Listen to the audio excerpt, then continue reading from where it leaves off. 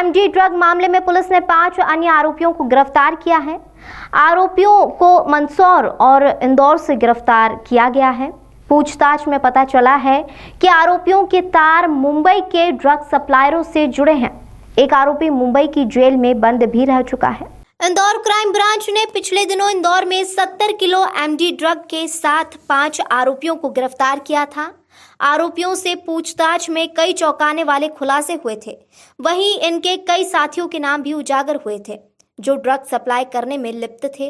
वहीं एएसपी गुरु प्रसाद पराशर के मुताबिक आरोपी वेद प्रकाश व्यास ने पूछताछ में बताया कि वह मंदसौर, रतलाम, ताल, निम्बाहेड़ा, अखेपुरा, प्रतापगढ़ के तस्करों कॉल डिटेल्स के आधार पर पुलिस ने मंदसौर के सरदार खान, राइस, तबरेज, अशफाक और कासिम को गिरफ्तार किया। सरदार वर्षों से कोकेन, अफीम, एमडीएम और चरस की सप्लाई कर रहा था। इसका संपर्क मुंबई के बड़े तस्करों और आखेपुरा के फिरोज लाला, आसिफ लाला, घनश्याम पाटीदार, अब्बू शोएब से भी है। इस मामले में फिरोज नामक एक तस्कर की भी तलाश पुलिस कर रही है। एक ड्रग्स की बड़ी कार्रवाई हुई थी जिसमें पुलिस ने एक बड़ी सफलता अर्जित की थी। उस कड़ी से जुड़े हुए जो 2 आरोपी पकड़े गए थे उन्हें पुलिस ने 15 दिनों की रिमांड पर लिया था। उनसे लंबी पूछताछ हुई है और उन कड़ियों को ढूंढने की कोशिश की गई जिन कड़ियों से इसके आगे की जानकारी मिल सकती थी। और अभी तक की पूछताछ में कुछ महत्वपूर्ण सुराग और महत्वपूर्ण कड़ियाँ इस पूरे पूछताछ में आई हैं, जिसमें मुख्य तौर पर उन जानकारियों के आधार पर आज 5 लोगों की और गिरफ्तारी की गई है जो कि इस पूरे ड्रग पैडलिंग और इस व्यवसाय से, इस पूरे अवैध कारोबार से जुड़े हुए थे। इसमें अगर देखें तो सबसे महत्वपूर्ण कड़ी के रूप में इसमें रईस, तबरेज ये मुख्य तौर पे आए। ये दिनेश अग्रवाल से जुड़े हुए थे और इनके साथ साथ रईस के साथ साथ 2-3 और ऐसे नाम आए हैं जो कि दूसरे शहरों से जुड़े हुए हैं, यानी कि दूसरे शहरों से इनका जो अवैध नशे का जो पूरी तरह से अवैध कारोबार था वो न सिर्फ यहाँ पर बल्कि महाराष्ट्र, गुजरात, राजस्थान और मध्य प्रदेश के कई शहरों में इनका अलग अलग ड्रग पैडलिंग का कारोबार था। ड्रग का अवैध रूप से इस व्यवसाय को खपाते थे।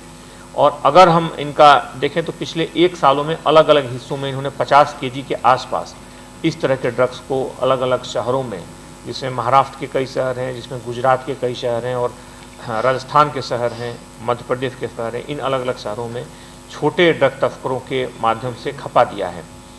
इसमें जो गिरफ्तारी हुई इसमें मुख्य तौर पे तबरेज और सरदार की गिरफ्तारी हुई, सरदार खान, और साथ ही साथ अशफाक नाम के एक व्यक्ति की गिरफ्तारी हुई जिसके बारे में और पूछताछ की जा रही है। इन पूरे लोगों को 7 दिन के रिमांड पर लिया गया है। अलग अलग शहरों में इन्होंने जो पूर्व में जो एक रईस का नाम पूर्व में जो विजयनगर में जो केस हुआ था, विजयनगर में जो घटना हुई थी, उसमें भी उसको कई युवकों को और कई इस तरह के अवैध कारोबार से जुड़े होने की सूचना आई थी। आज पुनः उस घटना से जुड़ी जो कई जानकारियां हैं उसके बारे में भी इसे पूछताछ की जा रही है। इन्हें पूरे लगभग 5 आरोपियों को 1 सप्ताह के रिमांड पर लिया जा रहा है और टीम को इसमें पुरस्कृत किया जा रहा है।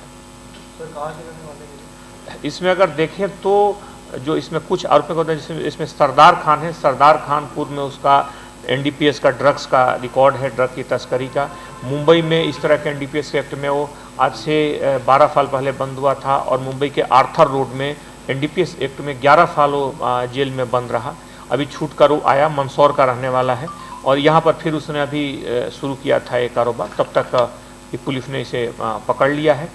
बाकी आरोपी भी अलग अलग फारों के, जैसा कि बताया चुका है कि दिनेश अग्रवाल और बाकी उसमें मंदसौर से हैं। बाकी जो कुछ जो आरोपी हैं वो इंदौर के हैं। इसमें से 3 आरोपी, उनसे सभी लोगों को लगभग 1 सप्ताह की रिमांड पर पुलिस ले रही है और उनसे पूछताछ करके उन्होंने किसको किसको दिया है उसका आधार पर फिर और गिरफ्तारियाँ होंगी। अंडरवर्ल्ड का कुछ कनेक्शन इसमें सर, जैसे मुंबई का रहने वाला जो जेल में रहा है? इसमें सरदार खान का कुछ मुंबई से उस तरह की कनेक्शन और वहाँ के लाला बंधुओं से किस तरह की उसमें जानकारी साथ में इस तरह की संलिप्तता सामने आ रही है। लेकिन बहरहाल पुलिस उस पूरे मामले पर और डिटेल्स में पूछताछ कर रही है। आगे जो रिमांड लिया जाएगा उसमें इन सारे तथ्यों के बारे में जानकारी दी जाएगी। अभी इन्हें पकड़ा गया है, इनके बारे में पुख्ता पुलिस के पास जानकारी है।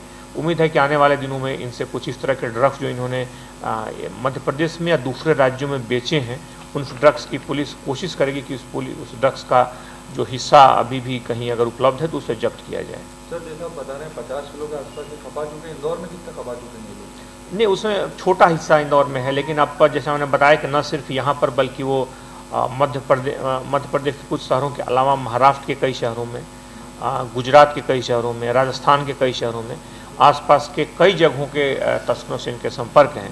पुलिस उस कड़ी में भी काम कर रही है, उन राज्यों के जो लोग इससे जुड़े हुए हैं उनकी भी जानकारी निकाल रही है और वहाँ के स्थानीय पुलिस के साथ उन्हें शेयर किया जाएगा।